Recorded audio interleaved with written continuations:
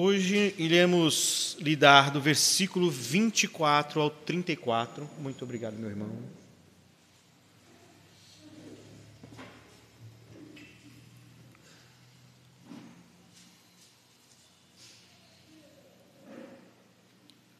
Versículo do 24 ao 34 do Evangelho de João, capítulo 9.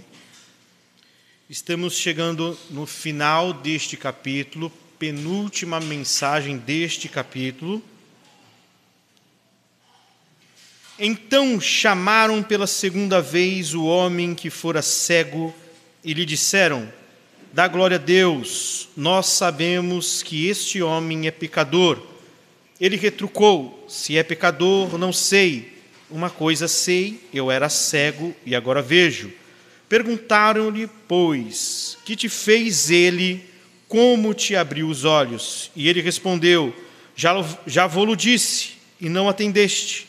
Porque quereis ouvir outra vez? Porventura quereis vós também tornar-vos seus discípulos? Então injuriaram-lhe e disseram: discípulo dele és tu, mas nós somos discípulos de Moisés. Sabemos que Deus falou a Moisés, mas este nem sabemos de onde é. Respondeu-lhes o homem: nisto é de estranhar que vós não saibais de onde ele é, e contudo me abriu os olhos. Sabemos que Deus não atende pecadores, mas pelo contrário, se alguém teme a Deus e pratica a sua vontade, este atende. Desde que há muito, jamais se ouviu que alguém tenha aberto os olhos de um cego de nascença. E se esse homem não fosse de Deus, nada poderia ter feito. Mas eles retrucaram: tu és nascido todo em pecado, e nos ensina a nós, e o expulsaram. Irmãos, vamos a Deus em oração, mais uma vez, para a sua glória. Ó Deus bendito, tua palavra mais uma vez está aberta aqui. Durante toda esta manhã, ela foi nos ensinada. Gratos somos. Em culto solene, já ouvimos a tua voz. Mas como a tua igreja, como o teu povo, e como cantamos, fale, Senhor, até a tua igreja ouvir a tua glória encher toda a terra. Continue falando conosco, Senhor, através dessa exposição, livrando o Senhor dos erros, daquilo que, na verdade, é contrário à tua palavra, mas que a tua voz, a tua palavra seja pregada com clareza, Senhor, e objetividade a nós, e que nós possamos estar atentos e ouvir, mas não somente ouvir, como já foi nos ensinado esta manhã, com um desejo amplo de não somente sermos ouvintes, mas também praticantes. Amém, meus queridos irmãos? Meus irmãos, João 9, do versículo 24 ao 34, tem um tema para nós aqui. A fé que resiste e cresce sob pressão. A fé que resiste e cresce sob pressão. Se você está atento ao texto, você se recorda, ou já pela leitura você observou que nós estamos em um ambiente de interrogatório. E este homem será interrogado pela segunda vez. Iniciou-se essa história contando da cura que este homem recebeu por parte de Cristo, a qual ele era um cego de nascença, alguém que não via e agora vê, um mendigo. E agora, contemplado por essa ação milagrosa de Cristo, ele enxerga. Porém, a fé deste homem durante todo este capítulo, ela é crescente, ela cresce. E nós vemos ela crescer neste ambiente de opressão. A igreja é a embaixada de Cristo na presente era, na atual era. E como embaixada de Cristo, a fé que nós temos, a fé que nós professamos e vivemos, ela é colocada em teste, ela é colocada sob pressão. A questão é: a fé verdadeira, ela não é minada, ela não é destruída, mas ela cresce e resiste, ainda que um ambiente de pressão. O capítulo 9 de João nos oferece mais do que um relato de um milagre. Por mais que muitas vezes, quando nós lidamos com este capítulo, o relato do milagre é o que mais nos chama a atenção, é aquilo que mais nos prende muitas vezes. O capítulo nos conduz por uma jornada onde dois movimentos caminham em direções opostas. Dois movimentos estão acontecendo neste capítulo. Qual é? A fé do homem que era cego cresce à medida que este o é confrontado, enquanto a incredulidade dos líderes religiosos se aprofunda apesar das evidências. Veja bem, ainda que as evidências daquilo que ocorreu com este cego sejam claras, estejam expostas diante desses homens, diante desses religiosos, ao invés deles observarem as evidências e glorificarem a Deus por elas, a cegueira e o desejo de negá-las ficam mais enfatizados, eles se aprofundam cada vez mais nisso, conforme o capítulo se avança. Do versículo 24 ao 34, o conflito atinge o seu ápice, o seu clímax. Diante da pressão religiosa, do desprezo elitista e do desprezo teológico que esses homens têm por aquele ex-cego, o homem curado não recua. Não recua. Esses somos nós. Diante da pressão que essa presente era impõe em relação à igreja. Ele não recua, ele permanece firme. É neste contraste que o texto nos ensina. O que este texto nos ensina? Que a fé verdadeira não precisa ser sofisticada para ser poderosa, pois é sustentada por Deus e enraizada na verdade da palavra. E eu gostaria de ler mais uma vez aqui. A fé verdadeira não precisa ser sofisticada para ser poderosa, pois é sustentada por Deus e enraizada na verdade. A fé verdadeira, ela não é poderosa porque é sofisticada, porque ela tem argumentos humanos bem trabalhados. Não, mas porque é sustentada pelo próprio Deus. Tire a graça de Deus e você verá que a sua fé nada mais é do que conceitos humanistas, do que ideologias de homens tão somente. Nosso sermão está dividido em 3 partes. Primeira delas, do versículo 24 ao 25, a incredulidade se disfarça de piedade, se disfarça de falsa religião, mas rejeita a verdade. É interessante isso, meus irmãos, porque quando nós falamos em incredulidade, nós pensamos quase que automaticamente em ateísmo, não é? Mas a incredulidade presente nesse texto nada tem a ver com o ateísmo, não o ateísmo que nós temos moderno.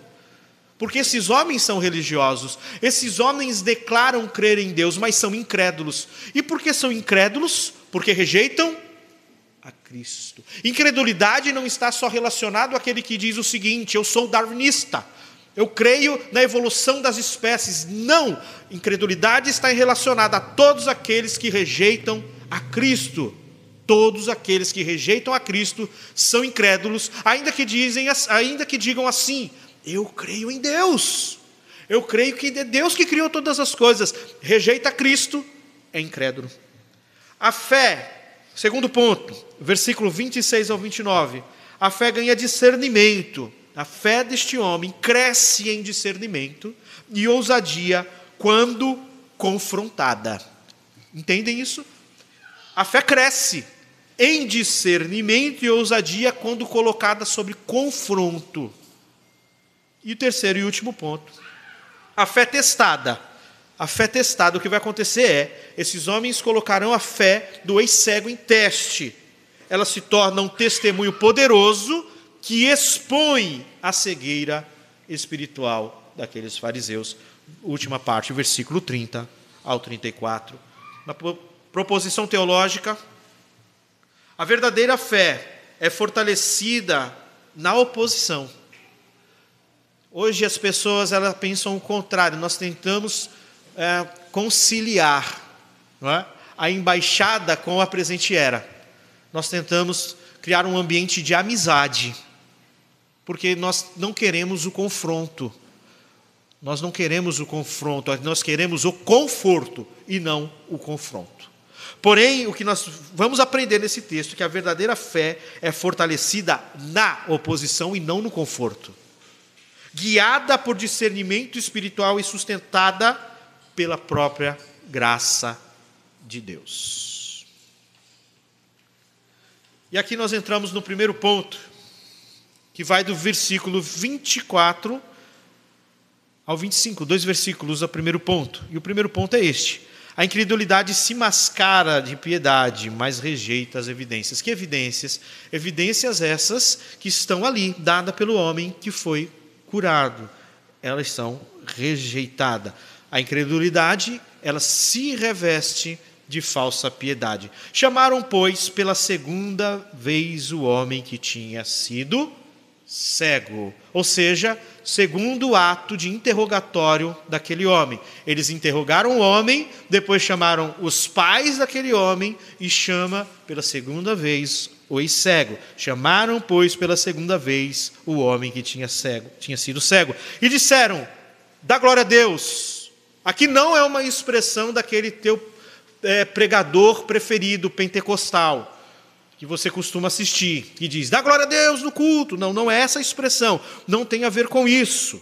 Dá glória a Deus, nós sabemos que esse homem é pecador. Respondeu ele, pois, e disse: se é pecador, não sei. Uma coisa sei, é que havendo eu sido cego, agora vejo. Viu como cresceu a argumentação deste homem? Viu como vem avançando em fé e argumentação? Lá atrás ele disse: creio que é um profeta. Agora aumenta o contraponto, aumenta o poder de argumentação e vai crescer ainda mais. Aonde nós vemos que a incredulidade desses religiosos fariseus está mascarada pela piedade. Olha só, os fariseus, eles são decididos a algo aqui, meus irmãos, que é condenar Jesus. Isso já está decidido por eles. Por quê? Onde nós vemos que já tem essa decisão tomada? Este homem é um pecador. Já estão decidindo, tá certo? Aqui já não tem mais nem aquela divisão de vozes, não aparece mais. Se é pecador ou não, nós vemos isso nos textos anteriores. Agora a maioria ganhou aqui e eles já estão decididos, é um pecador. Então o que é que acontece? Os fariseus já estão decididos a condenar Jesus e agora eles apelam para uma falsa piedade, dá glória a Deus. E o que significa essa fala, dá glória a Deus? Abra comigo rapidamente aí. Se você quiser abrir, pode abrir, né? Se não quiser, eu abro por vocês. Em Josué 7, versículo 19, pecado de Acã.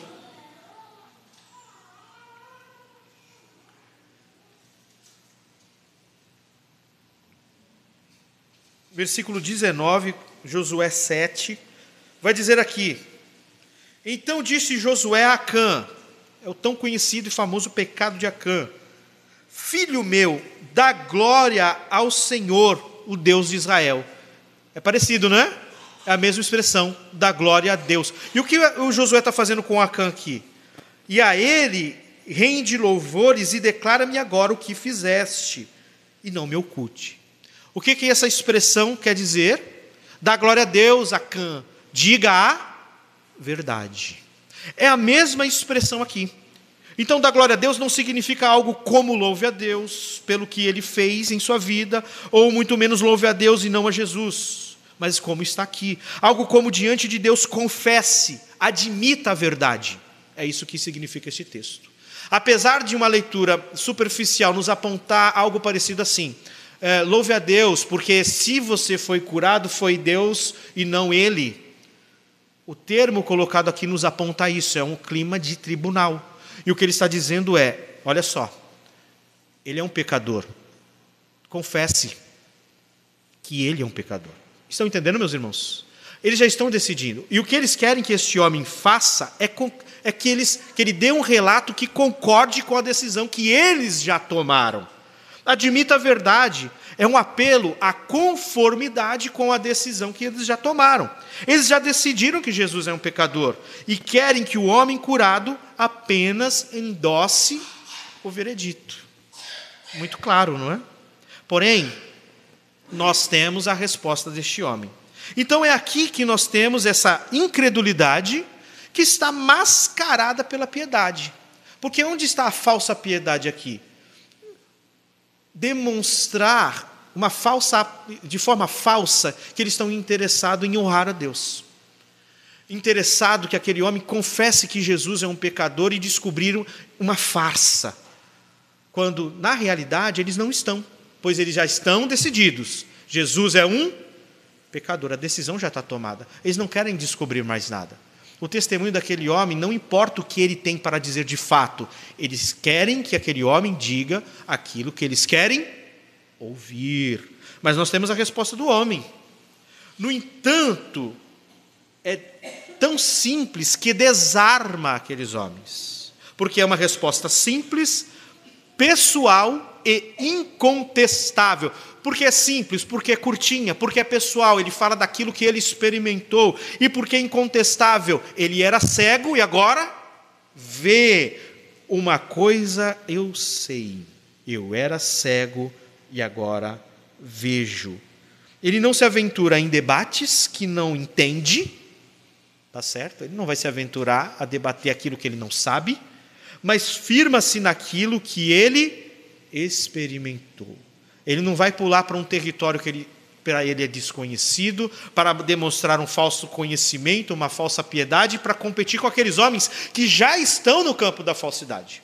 Aqueles homens já estão no campo da falsa piedade. Ele não vai adentrar no mesmo território, não. Ele vai se manter naquilo que ele tem, naquilo que ele experimentou, no conhecimento experiencial, naquilo que ele recebeu da parte de Cristo. Se é pecador, eu não sei. Essa parte aqui, irmãos, ele admite, durante todo o contraponto dele, um tom de ironia. Tá? Você vai identificar aqui no ex-cego um tom de ironia. Aqui não significa se é pecador eu não sei, como se ele tivesse dúvida se de fato Jesus é ou não é aquele que vem. Aqui é uma ironia, como ele quisesse lançar mais força para a frase que ele irá dizer. Uma coisa sei, é que havendo eu sido cego, agora vejo. Meus irmãos, nós vivemos em um mundo onde a verdade de Cristo ela é constantemente atacada. Atacada por quem? Ideologias, opiniões que tentam desvirtuar ou apagar a sua autoridade. Quando eles destacam é um pecador, o que eles estão querendo é desfigurar a autoridade de Cristo. E nós vivemos em um mundo da mesma forma, que exerce a mesma pressão. Assim como os fariseus que tentam pressionar o homem curado para que ele negasse o óbvio, hoje também é uma pressão para que se cale a verdade de Cristo. A mesma pressão que este homem sofre neste pequeno tribunal, neste primeiro ato de interrogatório, nós também vivemos. Seja por ideologias, seja por meras opiniões, nós sempre estamos colocados diante a vozes que tentam dizer, mude o seu discurso, fale aquilo que nós queremos ouvir. Nós já decidimos o que é a igreja, nós já decidimos o que é o evangelho, nós já decidimos quem é Cristo. Concorde conosco, venha conosco. Nós vivemos neste ambiente de pressão. A questão é, como a fé deste homem que resiste e cresce sob pressão, este mesmo chamado ocorre conosco em relação a nós, sobre a fé que uma vez por todas foi dada aos santos. Aplicação. A incredulidade moderna muitas vezes se disfarça de espiritualidade. Por que a incredulidade moderna muitas vezes se disfarça de espiritualidade? Porque nós estamos acostumados a relacionar incredulidade com ateísmo e concentrar no debate criação, evolução e por aí vai. Mas, irmãos, todo ato de negar a Cristo, toda a negação em relação ao Evangelho é incredulidade. E aqui a incredulidade, nestes homens, está disfarçada de religiosidade. E da mesma forma ocorre em nossos dias. Uma incredulidade disfarçada de espiritualidade, mas rejeita a clareza do testemunho cristão. A fé verdadeira, ainda que humilde, tem o poder porque se apoia na ação redentora de Cristo. Preste atenção nisso. A fé deste homem, ainda que pequena e simples, argumentações simples. Ela se posta neste mundo, que exerce uma pressão sobre nós, ainda que revestida de falsa piedade. Ela é poderosa em meio a este meio, porque ela é sustentada pela própria graça de Deus. Segundo ponto, do versículo 26 ao 29, tornaram a dizer-lhe: que te fez ele? Terrível, né, irmãos? Ele já perguntou para ele a primeira vez, perguntou aos pais, agora mais uma vez. Tornaram a dizer-lhe: que te fez ele? Como te abriu os olhos? Primeiro ponto que nós lemos, eles chamam a que ele diga a verdade, pois eles já decidiram que ele é um pecador e querem ouvir a verdade. E a verdade é essa, que ele é um pecador. E agora buscam uma ideia, uma tentativa que ele caia em contradição.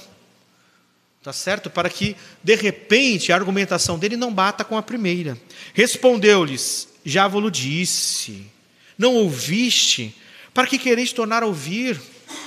Quereis vós, porventura, fazer-vos vós também seus discípulos? Perceba mais uma vez esse tom irônico presente, a ironia volta, ele é bom na ironia, destaca o tom de ironia de novo. Quereis vós, porventura, fazer vocês discípulos dele? Eu já falei, quer ouvir de novo? Quer ouvir mais uma vez? Vocês então querem se tornar discípulo deles? Eles não gostaram. Então injuriaram, disseram: discípulos dele sejas tu.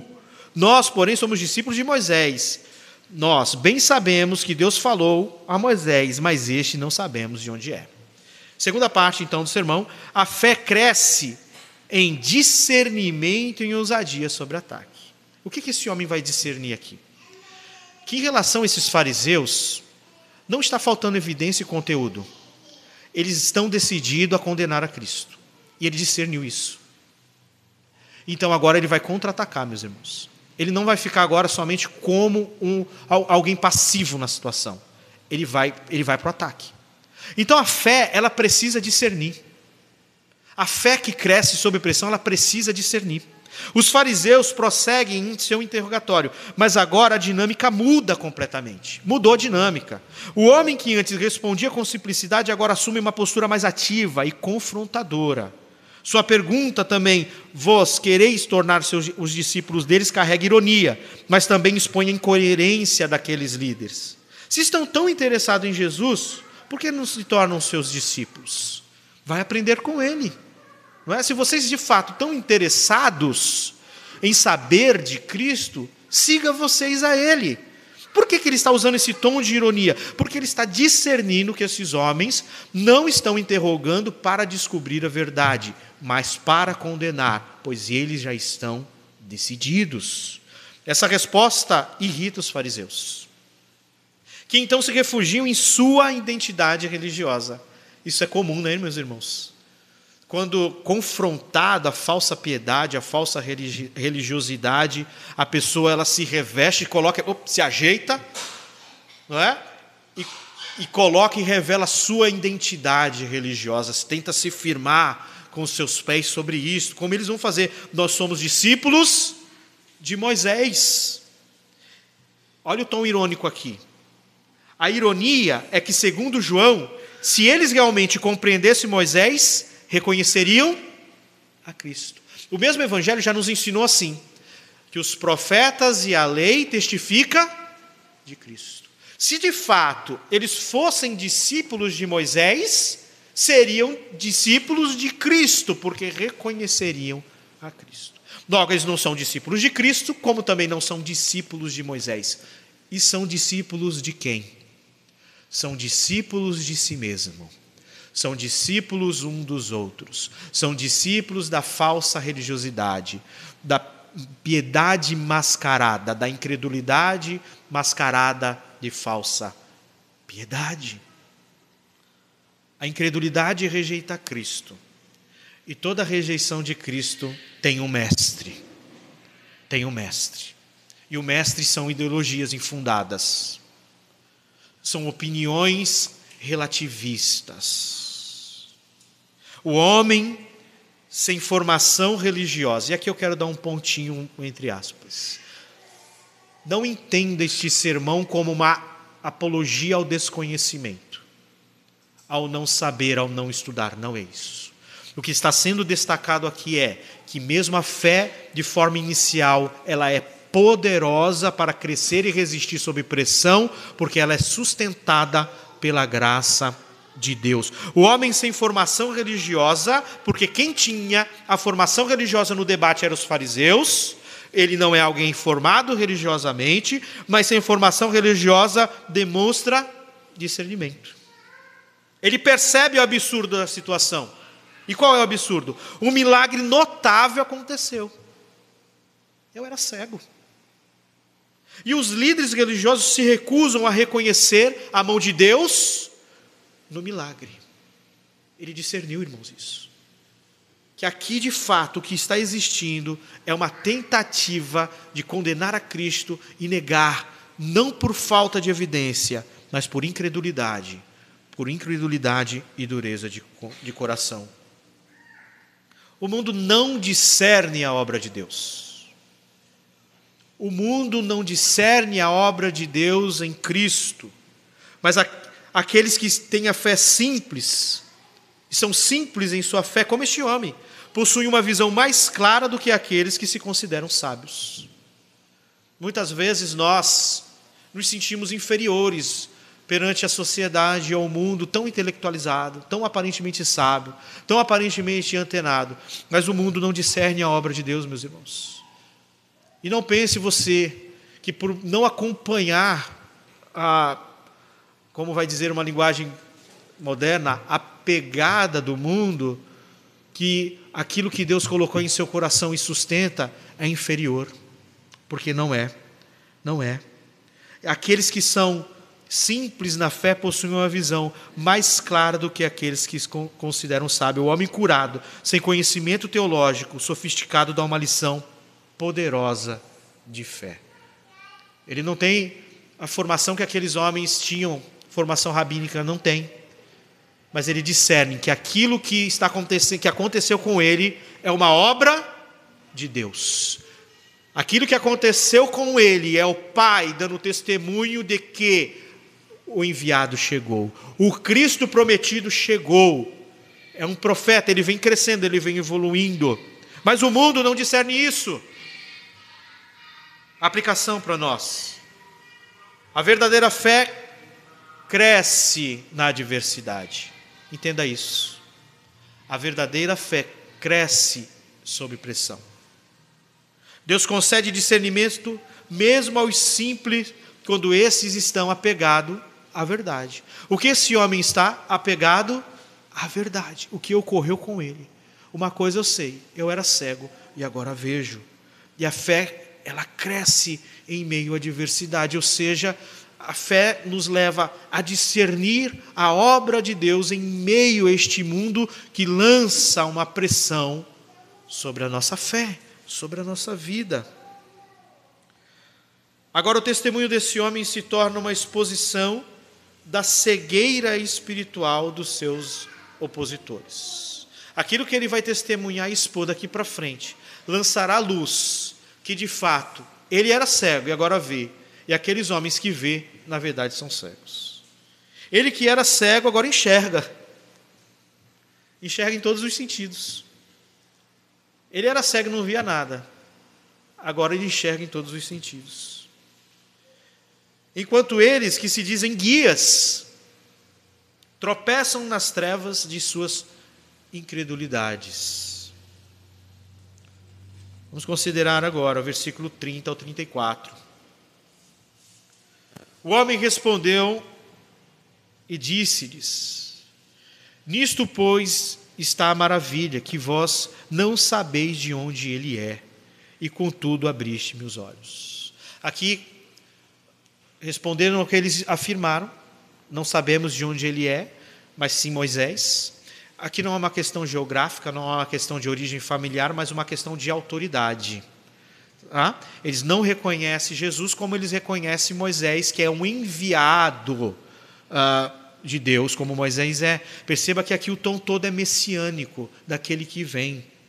Vocês não o reconhecem como, de fato, alguém enviado por Deus. Contudo, me abriu os olhos. Contudo, ocorreu algo através desse homem que se enquadra com todas as composições dos profetas que veio antes. Esse é o tom que ele está dando aqui. Olha a evolução deste ex-cego. Olha aonde ele vai entrar. Tá? Aqui, irmãos, o ex-cego, na minha opinião, aqui nesse texto, ele não está reproduzindo uma teologia popular aqui, não. Ele está lembrando de Elias, ele está lembrando de Eliseu. Preste atenção. Ora, nós sabemos que Deus não ouve pecadores. Mas se alguém é temente a Deus e faz a sua vontade, a esse ouve. Desde o princípio do mundo, nunca se ouviu alguém que abrisse os olhos de um cego de nascença. Então, ele não está aqui simplesmente reproduzindo algo de causa e efeito. Ele está, de fato, olhando para trás e vendo que homens de Deus como Elias orou e Deus atendeu. Homens de Deus como Eliseu orou e Deus atendeu. Homens de Deus como este ora e Deus atende. Então é o seguinte, vocês não reconhecem a autoridade dele, mas nele existe algo que se relaciona a todos os profetas que vieram antes dele. Teologia, irmãos. Teologia de uma fé simples, porém poderosa. O testemunho fiel expõe a cegueira dos que rejeitam a luz. O testemunho fiel, ele não sai do seu testemunho. Ele não tenta garimpar onde ele não conhece, para se mostrar intelectual. Né? Isso ocorre muitas vezes conosco. Né? Ao invés de nós nos firmarmos no que Cristo fez com nós pelo seu evangelho, o que você sabe de Cristo? Eu era um morto espiritualmente. Eu amava o pecado. Não via a glória de Deus em nada. Eu era cego, porém agora vejo. Você consegue ficar por aí? Ou sempre a gente tem que nos mostrarmos sofisticados para tentar entrar na onda do discurso, para parecer alguém à altura da conversa?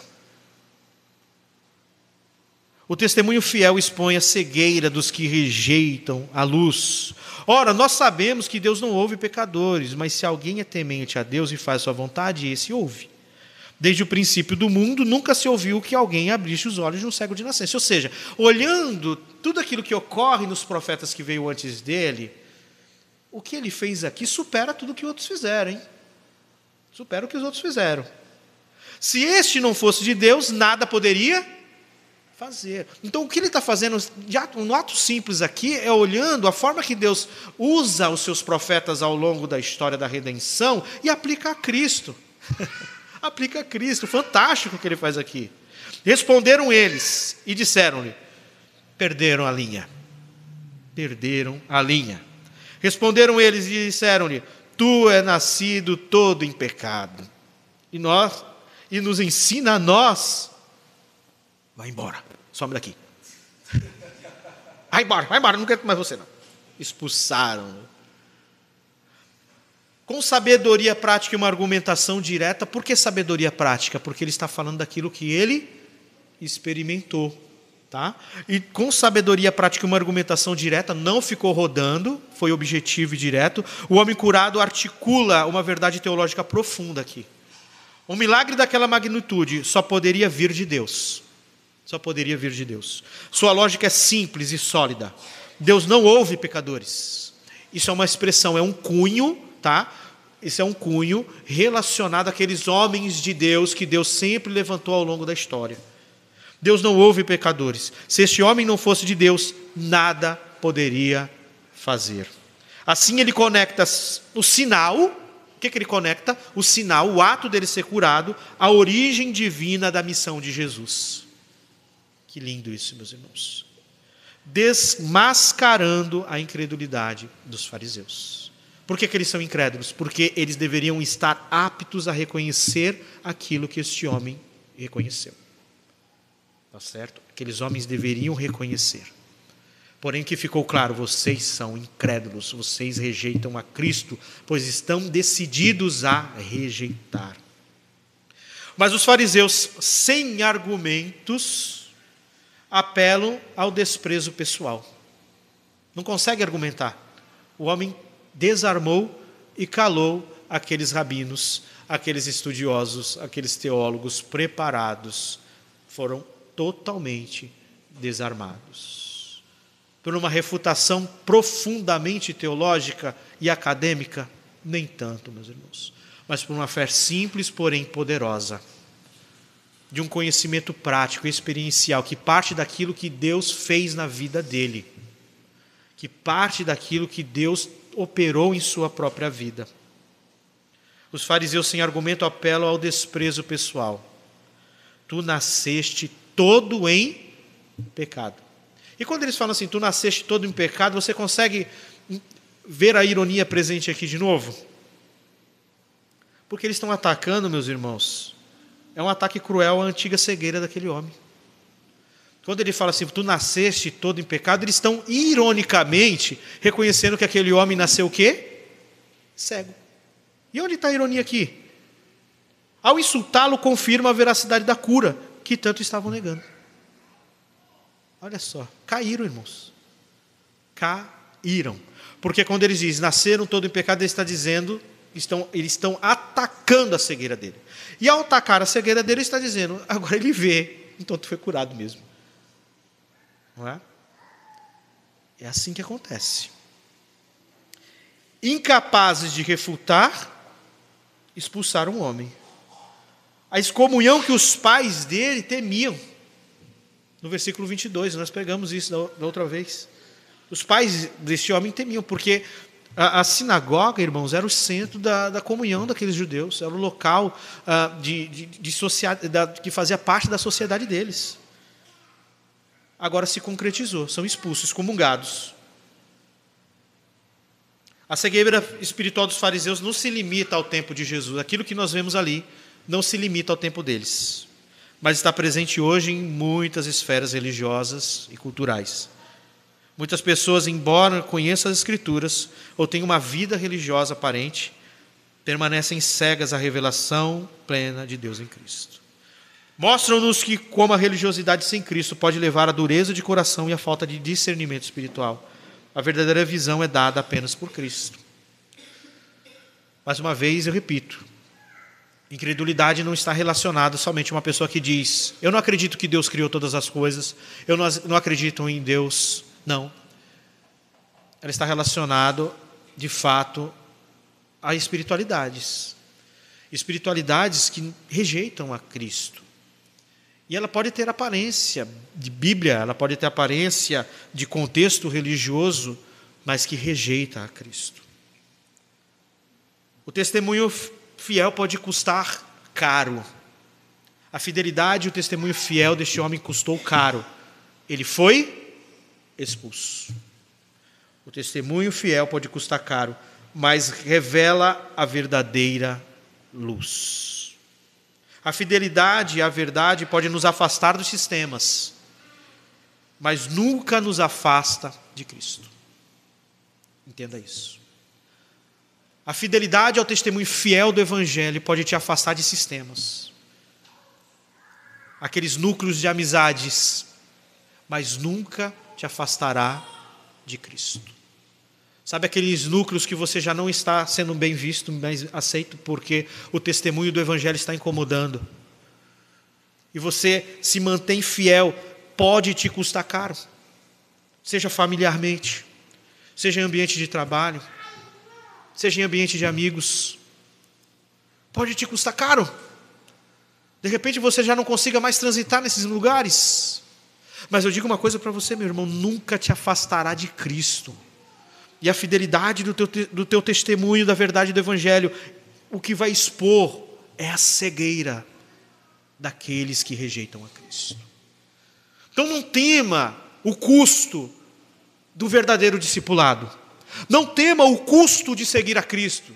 Não tema o custo de testemunhar da verdade do Evangelho, ainda que te excluam, ainda que te rejeitem. Não tema, porque quando este homem sai daquele lugar, quem ele encontra?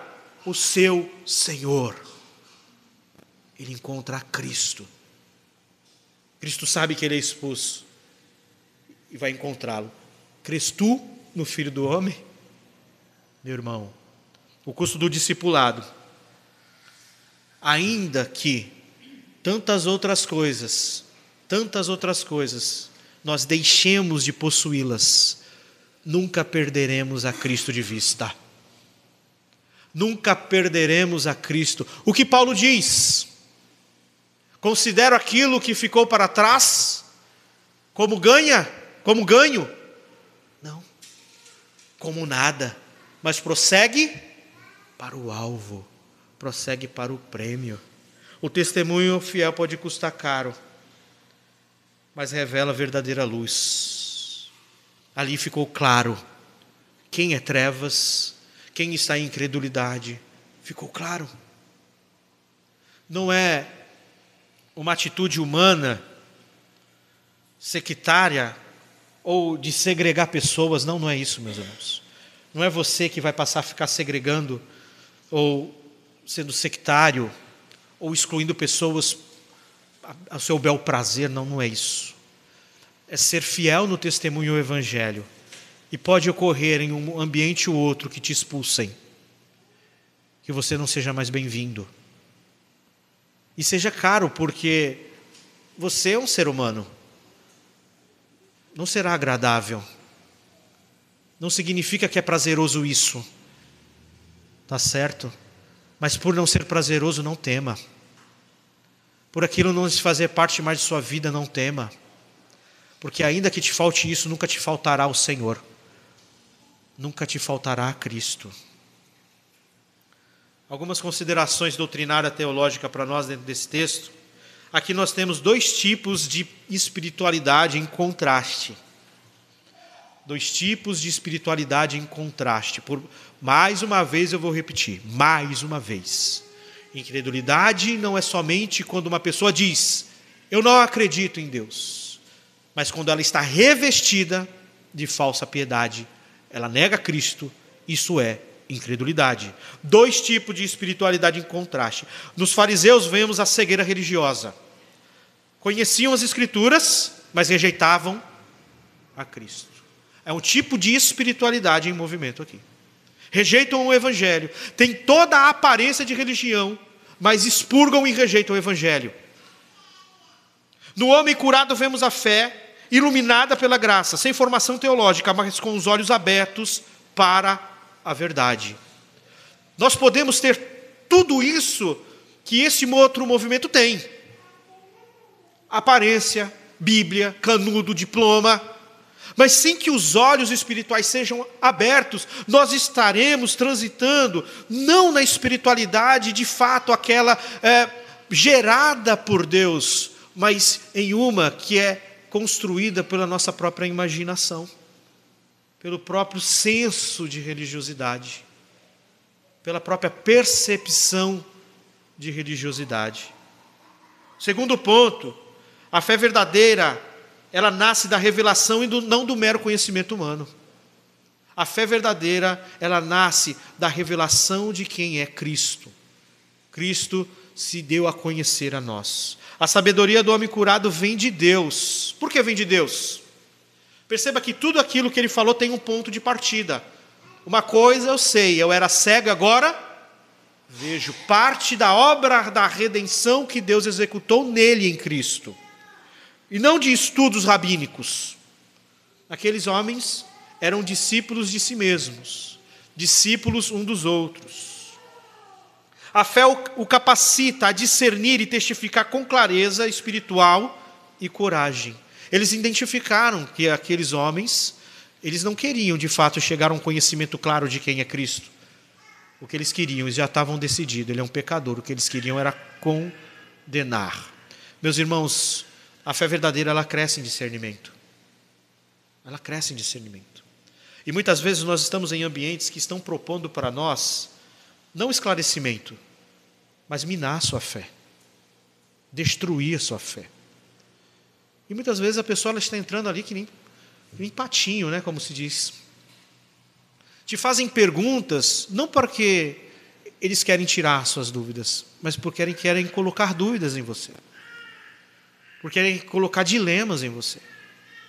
E parecem ingênuos, mas são sagazes. A fé verdadeira, ela discerne. Traz discernimento. Se aquilo que está sendo proposto, essa pessoa, ela está querendo ser ensinada, ou na verdade, ela está atacando a minha fé e querendo colocar uma semente de dúvida na minha mente e no meu coração aqui. E te convidando não a responder e ensiná-lo, mas te convidando a concordar com ele. Por que você percebe isso? Porque quando você começa a expor o evangelho, ela corre. Ou ela te expulsa. Ela vai correr, ou vai te expulsar. Quando o desejo por conhecer o evangelho é legítimo de fato, quando você começar a testemunhar de forma fiel, não entre os dentes, não, fielmente, o evangelho como ele é, de fato, ela vai parar para te ouvir, ela vai calar. Meus irmãos, quando não, ela se retira, te interrompe ou te expulsa. Mas a verdadeira fé é ousada diante da oposição. Aquele homem foi expulso, mas saiu confessando a verdade com firmeza. Me expulse, mas eu saio confessando a verdade de forma firme, meu irmão. O que vai ficar claro aqui é que quem está em trevas são vocês e não eu. A fé que vê Jesus como vindo de Deus se torna testemunho vivo, mesmo quando rejeitada pelos homens. Assim é o nosso legado. Assim é o rastro de sangue que nos deixaram. Assim é a nossa história. Assim é a história da igreja. Assim é a história daqueles que cantando foram ao martírio. Assim é a tua história, meu irmão. Assim é a nossa história. A fé que vê Jesus como vindo de Deus se torna um testemunho vivo, mesmo quando rejeitada pelos homens. Em muitos momentos da história nós não fomos expulsos, nós fomos mortos. Nós fomos mortos e ainda somos. A questão é, iremos negar a Cristo, rejeitar a verdade, concordar com o mundo? O mundo está decidido. O mundo decidiu pela serpente, o mundo decidiu pelo diabo, o mundo decidiu pelo inferno. Ele já tem a sua decisão tomada e ele quer que nós concordemos com ele. Mas, meus irmãos, a fé, ela testemunha da verdade de Cristo, que foi à cruz do Calvário para morrer por pecadores. O mundo está decidido, ele tomou a sua decisão. São amantes das trevas, porque rejeitaram a Cristo, amaram mais as trevas e rejeitaram a luz. O mundo já está decidido. Concluo. A fé do homem que foi curado é um modelo para todos nós. Ela começa de forma simples. Repito, este sermão não é uma apologia contra o não saber, contra o desconhecimento, não. É mostrando o poder da fé. Que simples, não sofisticada, porém poderosa. A fé do homem que foi curado é um modelo para todos nós. Ela começa simples, mas firme. É testada pela hostilidade, mas cresce em discernimento. E culmina num testemunho ousado, mesmo diante da excomunhão. Mesmo diante da possibilidade da expulsão. Versículo 22, só para que você consiga entender isso e perceber de forma mais clara. Versículo 22 vai dizer o seguinte a respeito dos pais do ex-cego. Isto disseram seus pais porque estavam com medo dos judeus, pois esses já haviam assentado que, se alguém confessasse ser Jesus o Cristo, fosse expulso da sinagoga. Entendeu, meus irmãos, a diferença aqui? O homem foi expulso. Está certo? O que João está nos ensinando? Que este homem confessou que Jesus é o Cristo. Porque se ele foi expulso, o que aqueles homens entenderam da declaração deste homem? O que os fariseus entenderam da declaração dele? Se expulsou. Que Jesus é o Cristo. Uma pergunta para você e para mim. Você tem coragem de permanecer firme quando a verdade de Cristo é atacada?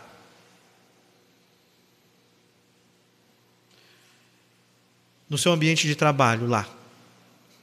Você tem coragem, você tem ousadia de permanecer firme quando a fé em Cristo é atacada. Em um mundo que tenta silenciar e distorcer a fé, que o nosso testemunho seja claro, claro e claro.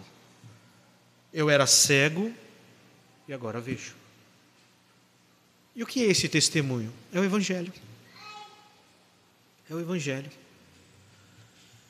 E nós, domingo a domingo, quando estamos em escola bíblica, quando estudamos, seja em qual ambiente for, não estamos crescendo em outra coisa a não ser no conhecimento de Cristo revelado pelo seu Evangelho. Qual é a ambição da igreja? Conhecer a Cristo e fazê-lo conhecido. Conhecer a Cristo e fazê-lo conhecido. O que eu quero, o que eu desejo, pastor? O que eu desejo como igreja? Conhecer a Cristo e fazê-lo conhecido. Esse é o seu desejo? Essa é a sua ambição legítima? Que cresçamos como este homem, em fé, ousadia e fidelidade. Mesmo que isto custe tudo. Mesmo que isso custe tudo. Aqui, irmãos, eu creio que fica claro que muito do que temos hoje não é fé, é brincadeira. Não é fé, é entretenimento. Não é fé, é algo que eu quero ter porque eu preciso ter algo que me anime. Eu preciso ter algo que me motive. A fé verdadeira, ela custa. Como diz o pastor Jonas Madureira, o custo do discipulado. Mesmo que isso não custe tudo, porque o que ganhamos é Cristo. Eu não vou entrar neste ponto, porque vai ficar para o último sermão, mas só lendo, para corroborar com o que eu finalizei.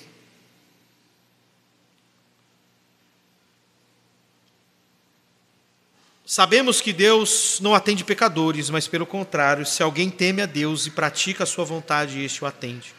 Desde que há mundo jamais se ouviu que alguém tenha aberto os olhos do cego de nascença. Se este homem não fosse de Deus, nada poderia ser feito. Mas eles retrucaram: tu és nascido todo em pecado e nos ensina a nós, e o expulsaram. Versículo 35, para a próxima pregação, vai dizer assim: ouvindo Jesus que o tinham expulsado, encontrando-lhe, perguntou: crês tu no Filho do Homem? Foi expulso do meio do sistema, meus irmãos, mas ganhou a Cristo. Foi expulso do meio que trouxe um custo para ele, mas ele ganhou o seu Senhor. Ele respondeu e disse: quem é, Senhor, para que eu nele creia? E Jesus disse: já os tenho visto, e o que fala contigo. Jesus lhe disse: já o tenho visto e é o que fala contigo. E então afirmou ele: creio, Senhor, e o adorou. Creio e foi para o culto. Creio e foi congregar. Creio e foi para a igreja. Creio e foi servir a Cristo. Creio e foi viver a prática de vida cristã. Creio e foi evidenciar a sua fé. Oremos ao Senhor. Ó Deus bendito e santo, nesta manhã, dia do Senhor, dia que muitos estão comemorando a Páscoa, que dentro do episódio bíblico acontece a tua crucificação e a tua ressurreição, a obra de redenção. Quantos desses momentos se reúnem familiarmente para comer e nem sabem o que estão celebrando? Mas de domingo a domingo a tua igreja sabe e conhece a tua obra redentora.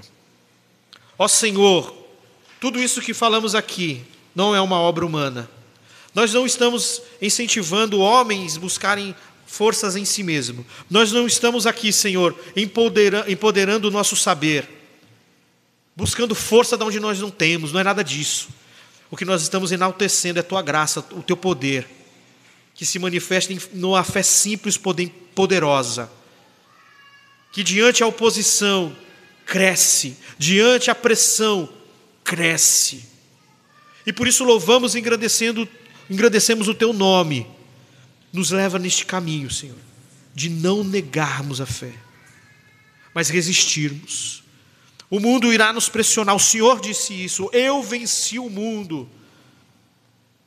Tenhais bom ânimo, eu venci, vocês também irão vencer. Ainda que este mundo nos lance pressão, e muitas vezes nos veremos desanimados, aflitos, oprimidos, sentiremos o peso do custo. Ó Senhor, esta é a cruz que estamos carregando até aquele grande dia. Esta é a cruz que estamos carregando até aquele grande dia. Mas essa fé não é a fé de meninos. Não, Senhor, é a fé de crentes maduros. Ó Deus Todo-Poderoso, algo gerado por Ti mesmo em nossos corações, para a honra e a glória do Teu santo nome. Dá isso a nós aqui, Senhor. Nos dá isso, Senhor. Não diplomas tão somente, não que cresçamos, Senhor, esboçando e declarando todas as nossas qualidades acadêmicas, mas uma fé que, ainda que inicial, seja poderosa em Cristo, seja poderosa no Senhor, que não tema ao custo, que não teme ao custo de ser expulso, de ser colocado de escanteio, mas exulte em ver a Cristo, em conhecer a Cristo e fazê-lo conhecido. Amém.